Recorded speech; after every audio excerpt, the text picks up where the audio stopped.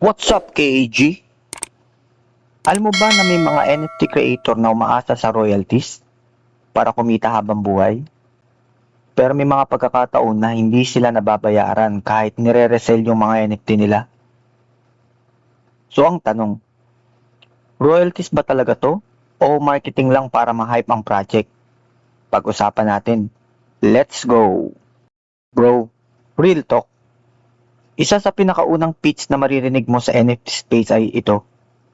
Bro, kahit ibenta ulit yung NFT mo, kikita pa rin yung creator dahil may royalties.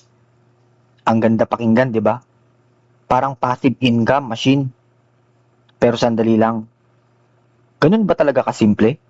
Ano ba talaga ang NFT royalties? Simplihan natin. Kapag gumawa ka ng NFT art o game asset, pwede mong iset na halimbawa 5% royalty. Meaning, tuwing i-resell mo yung NFT mo sa marketplace, 5% mapupunta sa'yo bilang creator.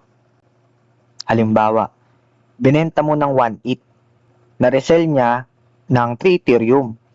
May 5% ka sa 3 Ethereum. Ang sarap pakinggan. Ito yung dahilan kung bakit maraming artist ang na-attract sa NFT noong panahon na nagbo-boom ito. Pero ito ang hindi nila sinasabi. Hindi automatic yan sa lahat ng platform. At hindi siya enforced sa blockchain level sa karamihan ng cases. Sa early days ng NFT boom, halos lahat ng major marketplace automatically nag-o-honor ng royalties. Pero nung nagkaroon ng competition para sa mga mas mabababang fees, may mga marketplace na nag-allow ng zero royalties. At doon nagsimula ang issue. Marketing ba to? Kung ikaw ay bagong pasok sa NFT space, ano ang mas madaling ibenta? Buy this NFT because it's cool o buy this NFT because creators earn forever and the ecosystem is sustainable? Mas convincing yung pangalawa, di ba? Royalties become part of the narrative. It makes the system look fair.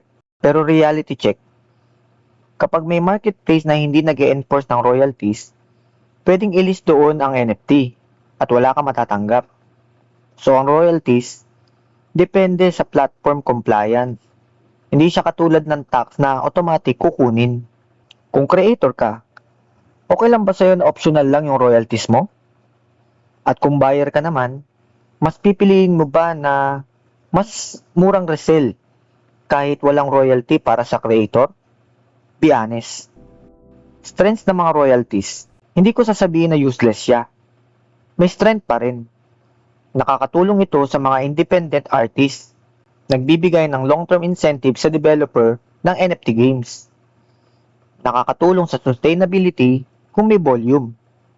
Halimbawa, sa NFT gaming, kung may in-game asset na laging nire-resell, royalties can fund updates. Pero dito papasok ang malaking kung. Kung may volume at kung may demand. Kapag patay ang market, royalties is equal to zero. Weaknesses na hindi napag-uusapan. Ito yung hindi masyadong sinishare. Dependent sa marketplace rules. Dependent sa trading activity. Pwedeng i-bypass. Hindi siya guaranteed income. At ang masakit na katotohanan, no volume equals no royalties. Kahit 10% pa yan. Kung walang bumibili at nagre-resell, wala rin. Noong NFT bull run, madaling sabihin na royalties ang future. Pero noong bumagsak ang volume, maraming creators ang nagulat. Kasi yung passive income forever, naging zero for months. So marketing ba siya? Partly, yes. Functional ba siya? Yes. Pero conditional. Para sa mga newbie, kung beginner ka sa NFT market, huwag mong gawing dahilan ang royalties para bumili. Ang dapat mong tingnan, may demand ba? May active community ba? May utility ba beyond hype? May sustainable game loop ba kung NFT game ito? Kasi kahit may 5% royalty, kung walang liquidity, paper dream lang yan. Minsan, mas healthy ang ecosystem kapag maliit lang ang royalty. Bakit? Kapag sobrang taas ng royalty, 10 to 15%, natatakot mag-trade ang buyers. Resulta, mas mababang volume. mas mababang liquidity, mas mababang actual income, so balance talaga. Ere-recommendo ko ba ang royalty model? Kung creator ka? Yes, pero wag mong i-base ang business model mo dito. Kung investor ka, wag mong gawing selling point ang royalties para bumili. Focus on fundamentals. Royalties are bonus, not foundation. Royalties are real, pero hindi guaranteed. At madalas ginagamit bilang marketing narrative para magmukhang sustainable ang project. May marketplaces na nag-disable ng mandatory royalties para mas mababa yung fees. May NFT collection na bumaba ang royalty income dahil sa pagbaba ng trading volume. Maraming creators ang nag-adjust ng strategy, nagdagdag ng utility, subscription, or token models instead of relying on royalties. Meaning, the market itself proved na hindi sapat ang royalty system mag-isa. Imagine, gumawa ka ng NFT game asset. Nag-boom siya. Maraming trading. Ang laki ng royalties mo. Pero after 1 year, wala nang bagong players. Lahat nag-hold. Walang resale.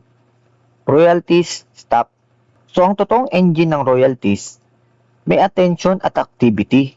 Hindi blockchain magic. So ngayon, kapag may narinig ka na, bro, passive income yan forever, alam mo na ang dapat mong itanong. Forever ba? O hanggang may hype? Royalties are tool, not miracle. Kung papasok ka sa NFT space, intindihin mo muna ang mechanics bago ang marketing. At kung creator ka, build value first.